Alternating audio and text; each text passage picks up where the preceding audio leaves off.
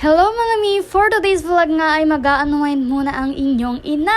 Kaya ano pa iniintay natin? Let's go! For today's vlog nga guys, hindi ko muna makakasama si Baby Zia ngayon dahil ako nga ay mag-a-unwind for today. Dahil alam niyo na mga mi, may pinagdadaanan ang inyong ina. At kailangan natin magliwaliw at makipagchismisa!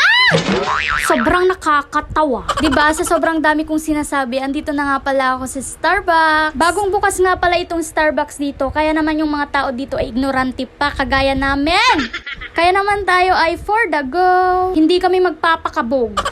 And grabe, last year pa ata yung last na nag-Starbucks ako. Kaya naman mga mi, sulitin na natin to kasi libre to ni Nicole ngayon. Grabe, alam nyo yun, ako yung nag-aya tapos siya yung manlilibre. And mga mi, isi-share ko lang kung paano kami nagkakilala ni Nicole. By the way, may dumaan nga dito na tropa ko. And sa mga nakakakilala dyan, paki-mention nga kung sino tong tao na to. Kilala nyo ba siya? Paki-mention nga huli pero hindi kulong. First time mo Diyos ko, nawala tuloy yung sinasabi ko dito. Ang gulo-gulo kasi ni Jerwin Estacio eh. By the way, ikikwento ko nga sa inyo kung paano ko nakilala si Nicole. Grabe, matutuwa kayo kasi unexpected talaga yung friendship naming dalawa. Naging kaibigan ko siya dahil sa ex ko. Alam niyo yon, sa sobrang babaero ng ex ko, nagiging kaibigan ko yung mga chinachat niya. Baka naman sa mga chinachat dyan ng ex ko, pwede tayong magkaibigan, chat mo lang ako. Sobrang funny, diba? Si Nicole kasi, alam niya yung salitang girl ko, 'di ba? Kasi naman yung iba, 'di ba? Alam niyo na, kerengkeng.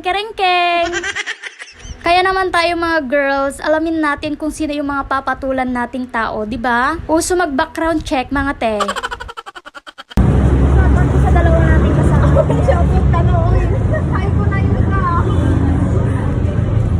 And syempre, habang nag-aantay kami ng bus, syempre umaura-aura muna ang mag-friendship. Grabe, hindi ko in-expect talaga na magiging kaibigan ko tong babae na to. Super bait niya mga mi. And siya nga pala yung pinakauna-unang guest na nakasama ko dito sa aking mini-vlog. And syempre, hindi ito yung huli kasi next time mag-vlog kami with Zia naman. Nag-aantay na kami ng bus at uuwi.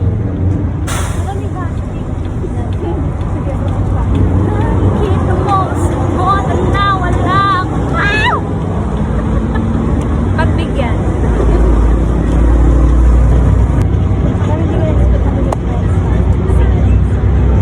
Walang problema. And syempre, intugaw min adituin tanatangang kamimot tan nga gururay tibasen. Syempre, habang nag-aantay kami ng bus, nagchismisan muna kami ng malala dyan. Syempre, nakamute kasi hindi nyo pwedeng marinig yan mga mi. So, ayun nga mga mi, bibitinin ko muna kayo for today kasi dito ko na tinatapos ang ating mini vlog. Thank you for watching guys. Bye!